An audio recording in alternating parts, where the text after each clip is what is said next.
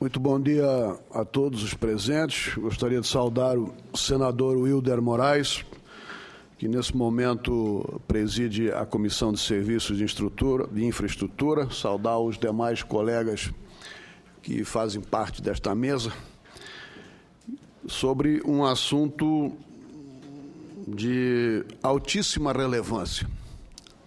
Por que nós estamos falando aqui sobre capacitação técnica em infraestrutura? Qual é a motivação que nos leva a discutir esse tema?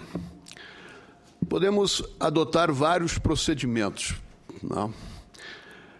Eu gostaria de lembrar que existe um relatório de órgãos internacionais pontuando os países de acordo com sua posição em determinados setores da infraestrutura.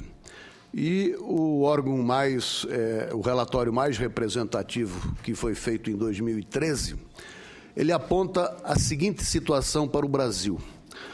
O Brasil está, na área de rodovias, no lugar de número 120 no mundo. Na área de ferrovias, o Brasil está no lugar 103.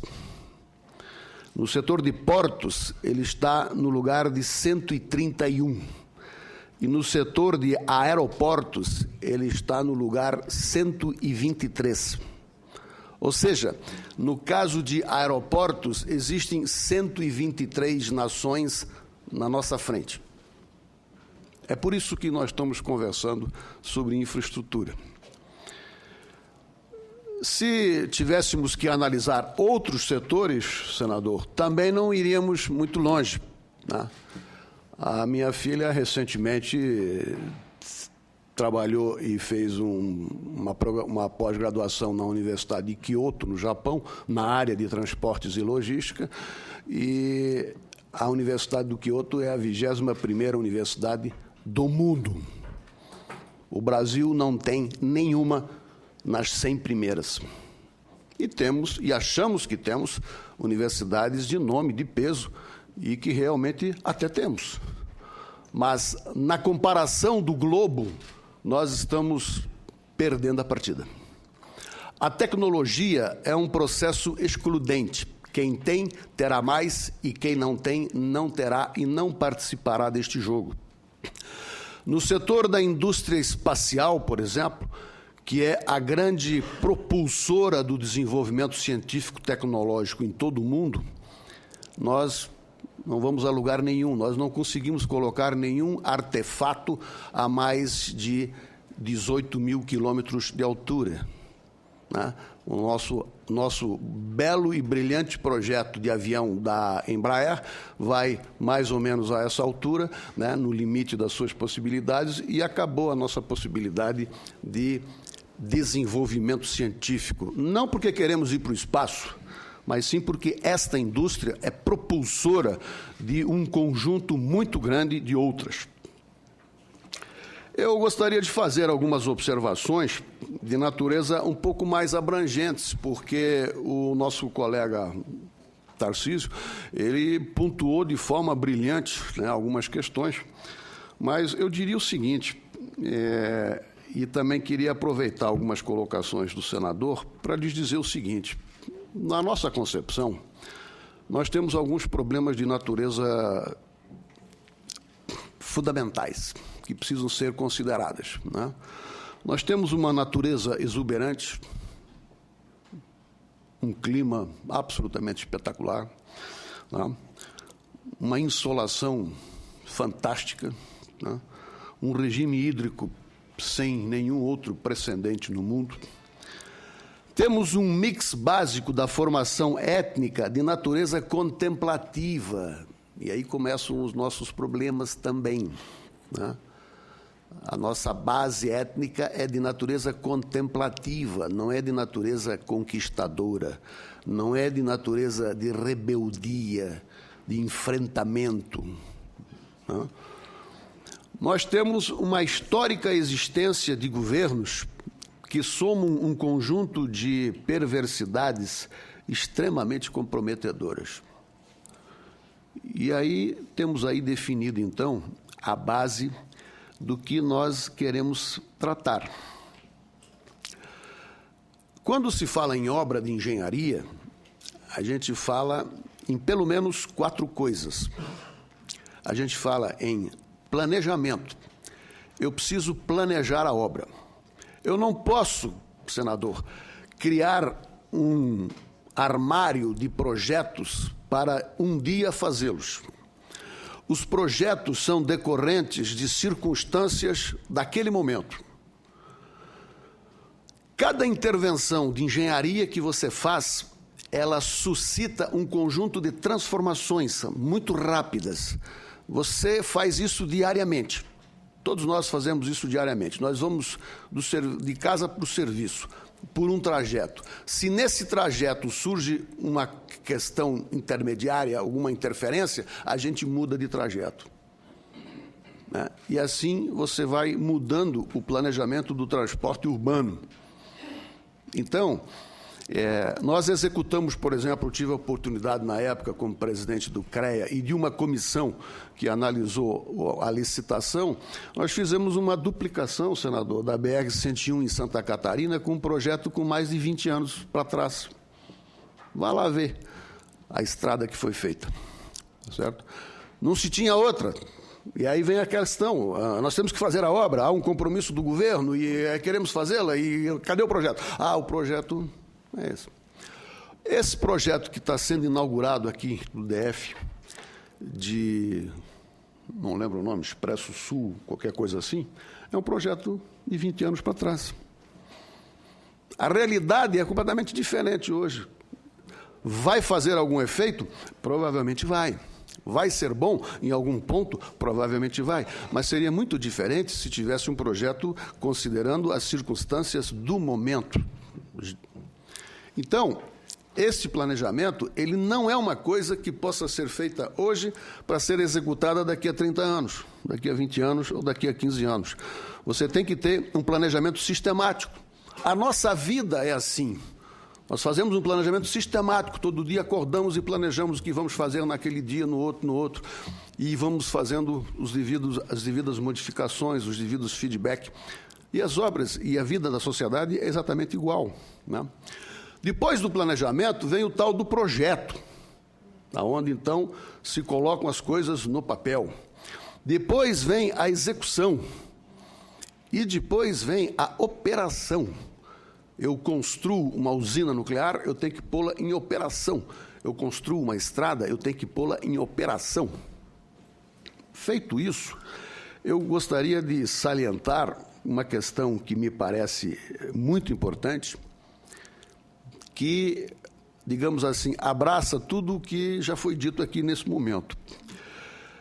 O Estado brasileiro, e aí eu falo todos os níveis, verticais e horizontais, não tira ninguém, né?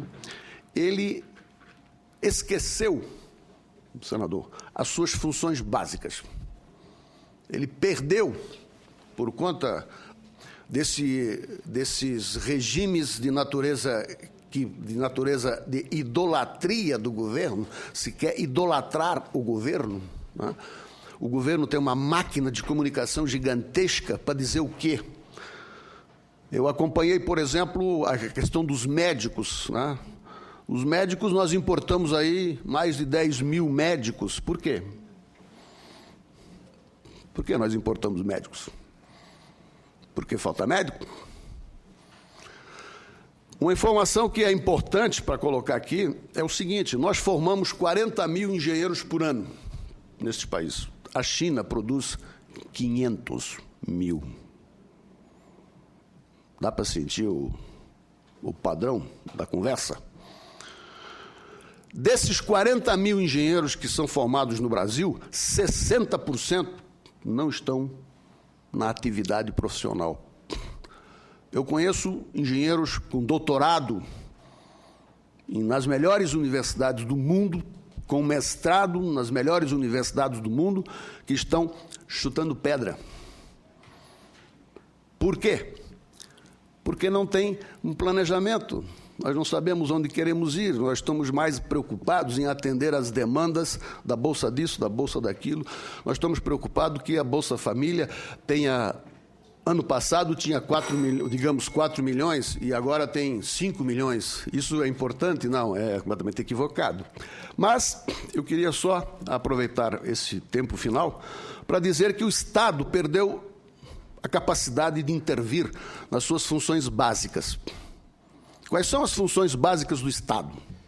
As funções básicas do Estado são segurança. Alguém tem alguma dúvida sobre esse tema? A segunda função do Estado é educação. Alguém tem alguma dúvida sobre a tragédia educacional? É só pegar as análises das pesquisas do MEC. Mais de 70% não sabe fazer 3 operações básicas sucessivas. Ou seja, ele vai no shopping e compra um tênis que tem 10% de desconto, ele não sabe fazer essa conta. Agora estão começando a usar aquele modelo americano, né? Se você comprar o segundo produto, você tem 50% de desconto. O 50% de desconto é sobre o segundo produto, então você tem que somar o primeiro com o segundo e dividir. Então, complicou mais ainda. Além disso, no campo do português, mais de 80% não sabe decidir o que é importante num texto de 6 linhas. Essa é a nossa educação. E milhares de estudantes, coitados, né, indo para a escola, com professores formados, só Deus sabe como, mal preparados, mal motivados. O GDF agora lançou um evento, aí, um concurso para contratar, senador, 6.500 professores temporários. O terceiro elemento de função básica do Estado é a saúde, já falei sobre ela. O quarto é a justiça. E o quinto é a engenharia, é a infraestrutura. Se você não tem infraestrutura, você não vai a lugar nenhum. O Brasil é um país continental, com prospecções e cenários de desenvolvimento em marcha. Nós estamos em marcha, nós não ocupamos o Brasil inteiro ainda, tá certo? Para eu sair aqui de Brasília e ir para o Oceano Atlântico, eu tenho que andar 1.200 quilômetros. Né? O senhor sabe disso. Se eu tivesse uma estrada aqui cruzando direto, eu faria com isso por muito menos. Né? Então, eu quero dizer o seguinte, que os nossos problemas nesse momento estão na ineficiência do Estado. E como o Estado vê as coisas. E quando eu digo Estado, senador, eu digo legislativo, executivo e judiciário. Porque o Estado, ele tem um primeiro problema, que são os marcos regulatórios. O DENIT, por exemplo, que recentemente, e eu cumprimento a direção do DENIT, fez um evento, um seminário nacional sobre desapropriação e assentamentos. O DENIT, o presidente, o general não falou sobre isso, também não era o objetivo, mas eu vou falar, ele tem que fazer mais ou menos 20 mil desapropriações nos próximos 10 anos. E além das 20 mil desapropriações, ele tem que fazer 9 mil reassentamentos. Eu hoje vou fazer uma rodovia, eu tenho a locação da rodovia e no meio dela tem comunidades. Alguém juntou meia dúzia de gaiato e sentou no meio do caminho e não sai. E aí eu tenho todo um aparato social e precisa ter, não tô falando mal dele, não. Eu estou querendo saber como é que o camarada faz com a turma sentada ali em cima. O cidadão vai fazer uma rodovia, vai aumentar uma 4ª faixa, aí o camarada está sentado lá em cima, tá certo? E eu não tenho tribunais especializados para isso, o judiciário, né? O Senado podia pensar num projeto de criar tribunais especializados para resolver esses problemas. Ou vocês acham que nos próximos 10 anos nós vamos resolver 20 mil desapropriações na Justiça e mais 9 mil reassentamentos? Não vamos. Depois vamos fazer outra reunião aqui para criticar o DENIT que não faz estrada, não consegue fazer. O nosso marco regulatório, ou seja, as leis, o problema, o Tarcísio falou aqui em licenciamento ambiental. Qual é o problema do licenciamento ambiental? Não tem norma. Tem que ter o controle, tem que ter a proteção do meio ambiente, isso é óbvio, mas não tem norma. Eu tenho um projeto particular onde eu estou esperando uma decisão de um órgão do meio ambiente há 4 anos. Ele não sabe o que me dizer. E como ele não sabe o que me dizer, ele não me diz nada. Como ele não me diz nada, eu não posso fazer a obra. Então, senhores, nós temos que pensar muito, se é que nós efetivamente queremos fazer alguma coisa e modificar alguma coisa, em pensar nessa redefinição da eficiência de gestão. Tarcísio colocou aqui uma situação brilhante, né? Não tem gente para contratar, não tem pessoal especializado em lugar nenhum. O nosso problema aqui em Brasília, por exemplo, senador, é resolver um probleminha de 40 ônibus no bairro de Arapuanga, lá em Sobradinho.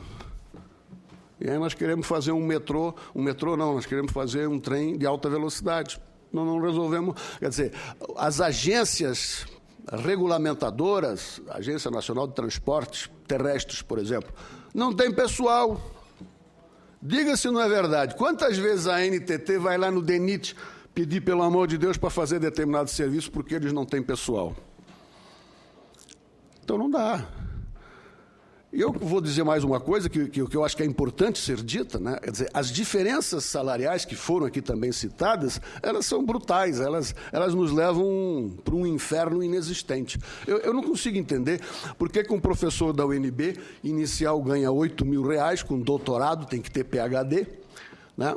E um advogado ganha 21 para ser juiz do trabalho, no começo. Eu não entendo. Se vocês tiverem a resposta para isso, que justifique isso diante de um cenário de desenvolvimento de uma sociedade moderna, eu vou me curvar a ela, mas não encontro nenhum paralelo neste planeta.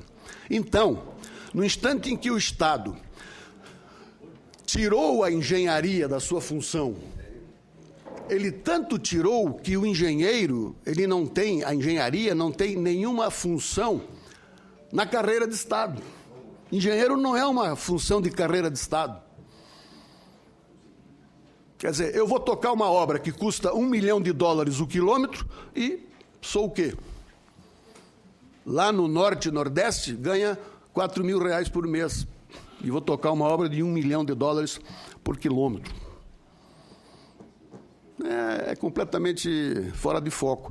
Ou o sistema de gestão pública muda, ou continuaremos discutindo essas mesmas coisas nos próximos tantos anos quantos forem necessários. Enquanto isso, alguns órgãos, como o DENIT e outros, né, fazendo um esforço brutal, buscando uma infraestrutura, porque, veja bem, não é uma análise crítica, buscando uma infraestrutura que não é normal. Né? Normal que eu digo, a função, quer dizer, hoje busca-se o Exército para a segurança nacional, quer dizer, o Exército tem que controlar as favelas no Rio de Janeiro. Isso é um negócio absurdo. Temos que chamar as inteligências do Exército para tocar o DENIT, da CGU para tocar... Quer dizer, ou seja, essa ausência de preocupação com o setor básico da função do Estado é a alma principal do problema que nós estamos discutindo. Ou, senador, esta casa ajuda a construir marcos regulatórios que resolvam esses problemas, que se criem tribunais especializados para dar suporte a essas demandas jurídicas que absolutamente, de forma normal, surgem, e temos uma função de Estado definida, ou vamos continuar conversando sobre o assunto.